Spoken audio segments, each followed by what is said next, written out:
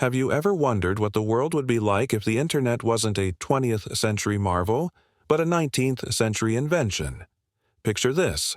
It's the 1800s, an era of steam engines, gas lamps, and corsets.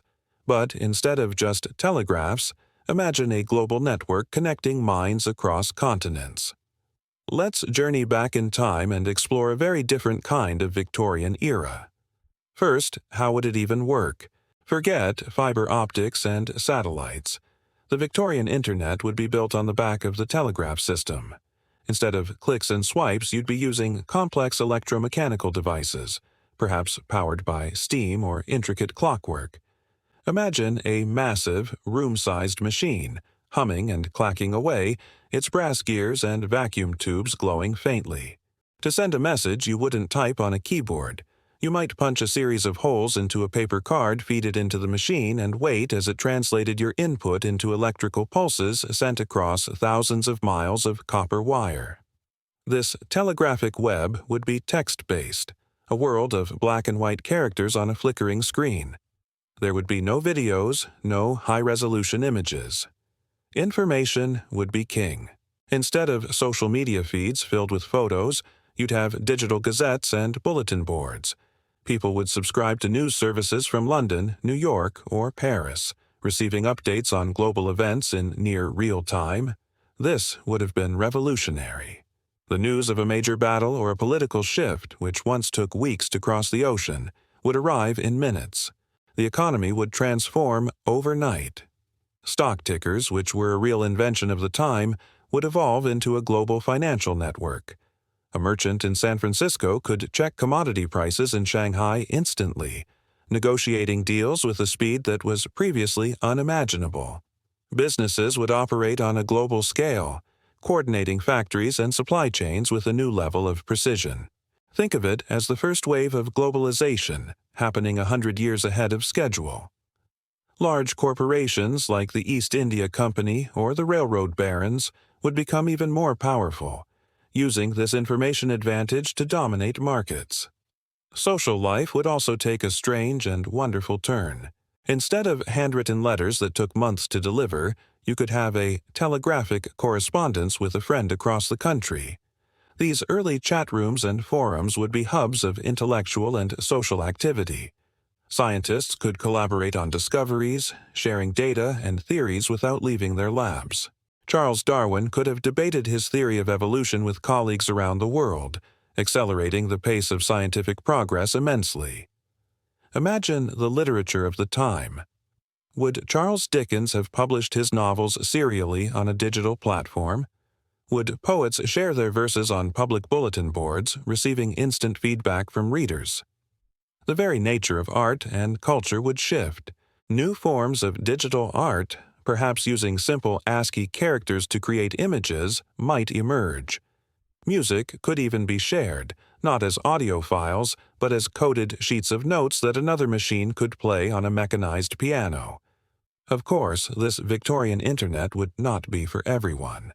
Access would be incredibly expensive and limited to the wealthy elite, large corporations, and government institutions.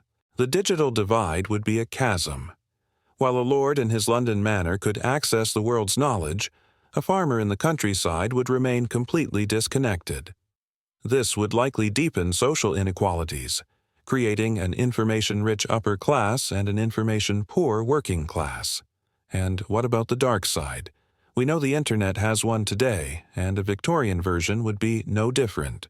Governments would immediately recognize its power for surveillance and control. Coded messages would be intercepted, and state propaganda could be disseminated with frightening efficiency. Imagine a digital version of Scotland Yard, tracking criminals through their telegraphic footprints. Scams, misinformation, and digital highwaymen would surely plague the network, just as their real-life counterparts roamed the roads. The impact on global politics would be staggering. The scramble for Africa and the height of European colonialism occurred in the late 1800s. An internet would have been an incredible tool for colonial administration, allowing empires to govern their vast territories with an iron digital fist. Communication between the colonial office and governors on the ground would be instantaneous, making rebellions harder to organize and easier to crush. The world map might have been carved up even more ruthlessly. However, the same tool could be used by those fighting for independence. Revolutionaries and activists could coordinate their movements across borders, sharing ideas and strategies in secret, encrypted messages. The flow of information, even if controlled, has a way of empowering people. The seeds of democracy and self-determination might have been sown much earlier and in unexpected places. By the turn of the 20th century, this world would be on a completely different technological trajectory. The foundations for computing, data processing, and artificial intelligence would be laid decades early. Perhaps World War I, a conflict escalated by slow communication and misunderstanding, might have played out differently. Leaders would have had access to real-time information, potentially allowing for de-escalation, but also enabling faster, more coordinated military strikes. It's a double-edged sword. This alternate history is a fascinating thought experiment. The invention of the Internet in the 1800s would have accelerated progress in some areas while potentially reinforcing the inequalities and conflicts of the era. It would have been a world of steam-powered servers, clockwork computers, and telegraphic social networks, a true steampunk reality. It reminds us that technology is not just about the tools we create, but about the world we build with them.